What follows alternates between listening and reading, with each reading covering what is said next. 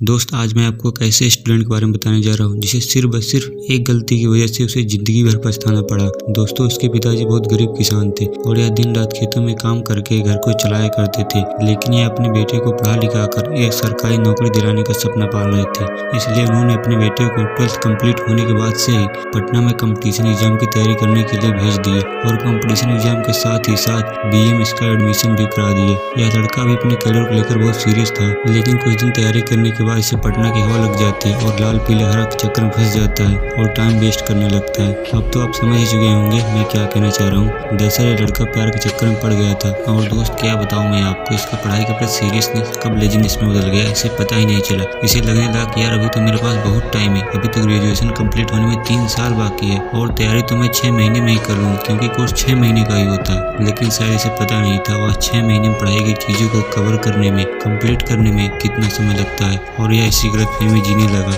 और पढ़ाई कम प्यार का चक्कर ज्यादा करने लगा। हालांकि बीच बीच में ये रियलाइज हुआ कि मैं गलत कर रहा हूँ, मैं कुछ तो गलत कर रहा हूँ, लेकिन दोस्त इस चक्कर में जो एक बार पड़ जाता है ना वह इतनी आसानी से बाहर नहीं निकल पाता। यह जीवन की सच्चाई है, जितना जल्दी समझ लो उतना ही बेहतर होगा। यह लड़का इसी तरह अपने जीवन के 3 अहम साल ऐसे ही बिताता है और अभी तक एक क्लास का चक्कर लगा रहा होता है। देखो दोस्त, भले ही आप सच्चाई से कुछ दिन मुंह मोड़ लेते हो, लेकिन एक न एक दिन आपको जरूर समझ में आता है। लेकिन जब तक समझ आता है तब तक टाइम हाथ से निकल चुका होता है। ठीक इसी प्रकार जब इसके साथ पढ़ने वाला एक दोस्त ग्रेजुएशन कंप्लीट होने के बाद ही SSC CGL एग्जाम को क्रैक कर लिया और सेटल हो गया, तब इसे रियलाइज हुआ कि मैंने इन 3 सालों में क्या किया और इसे लगने लगा कि मैंने कितना गलत किया। पिताजी की सारी मेहनत पर पानी फेर दिया। कैसे कैसे पिताजी दिन रात मेहनत मजदूरी करके पैसे भेजते होंगे, मैंने सब कुछ चुटकियों में बर्बाद कर दिया। इस लड़के को सब कुछ दिखने लगा था, लेकिन क्या करे दोस्त, तब तक बहुत लेट हो चुका था। और दोस्त इसी समय घर से कॉल आता है कि बेटा माँ की आंखों का ऑपरेशन कराना है, लेकिन पैसे नहीं है क्योंकि सारा पैसा तेरी पढ़ाई में लगा दिया। बेटा तुम्हारा सिलेक्शन कब हो रहा है? तो दोस्त ये लड़का कुछ बोल नहीं पाया क्योंकि यह लड़का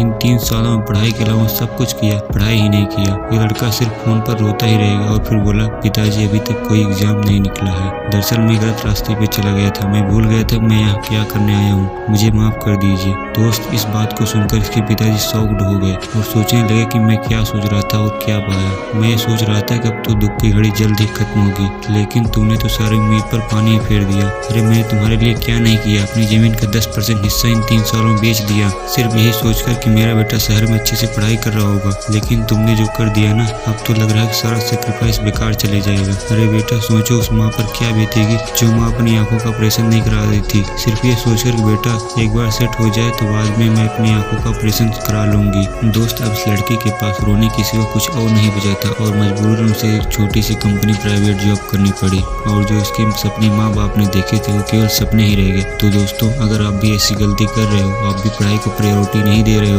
आप भी पढ़ाई से दूर भाग रहे हो, तो प्लीज आप इन सब बातों से दूर रहो, सिर्फ पढ़ाई करो। और अगर आप यहाँ नहीं समझोगे तो शायद आपका भी एक दिन यही हाल होगा जो इस लड़के का हुआ था। कड़वी है लेकिन सच है, इसलिए दोस्त समय रहते ही खुद को इम्प्रूव कीजिए, खुद में सुधार कीजिए क्योंकि समय के पास इतना वक्त नहीं कि आपको दोबारा समय दे सके। दोस्त अगर वीडियो से जरा सा ही मोटिवेशन आया हो तो वीडियो को लाइक करें एंड चैनल को सब्सक्राइब जरूर करें। हम आपके लिए ऐसी मोटिवेशनल वीडियो लाते रहेंगे। जय हिंद, वंदे मातरम।